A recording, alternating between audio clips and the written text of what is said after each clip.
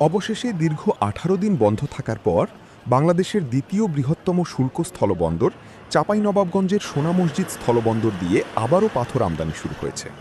মঙ্গলবার ১৯ মে সকাল থেকে ভারতের মহদীপুর স্থলবন্দর দিয়ে বাংলাদেশের সোনা মসজিদ স্থলবন্দরে প্রবেশ শুরু করে পাথর বোঝাই ভারতীয় ট্রাক।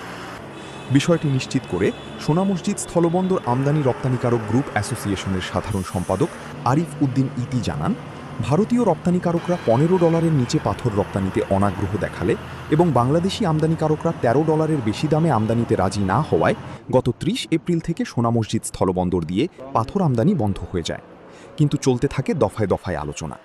পরে সোমবার বিকেলে বাংলাদেশ ও ভারতের ব্যবসায়ী প্রতিনিধিদের অংশগ্রহণে ঘণ্টাব্যাপী অনুষ্ঠিত অনলাইন জুম মিটিংয়ে ভ্যালু বা শুল্কায়নের সরকারি মূল্য টন প্রতি $13 থেকে বাড়িয়ে $14 নির্ধারণে উভয় দেশের আমদানি রপ্তানিকারক নেতাদের মধ্যে সমঝোতা হয়।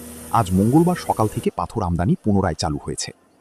এদিকে দীর্ঘদিন কাজ বন্ধ থাকার পর আমদানি কার্যক্রম পুনরায় চালু হওয়ায় স্থানীয় ব্যবসায়ী, শ্রমিক, পরিবহন খাতসহ সংশ্লিষ্ট বিভিন্ন পেশার মানুষ যে আর্থিক ক্ষতির মুখে পড়েছিলেন তাতে স্বস্তি ও কর্মচাঞ্চল্য ফিরে এসেছে। তবে আমদানিকারক ও সিএনডএফ এজেন্টরা দ্রুত সময়ের মধ্যে পাথরবাহী ট্রাক প্রবেশ ও খালাস কার্যক্রম স্বাভাবিক রাখতে সংশ্লিষ্ট কর্তৃপক্ষের সহযোগিতা কামনা করেছেন।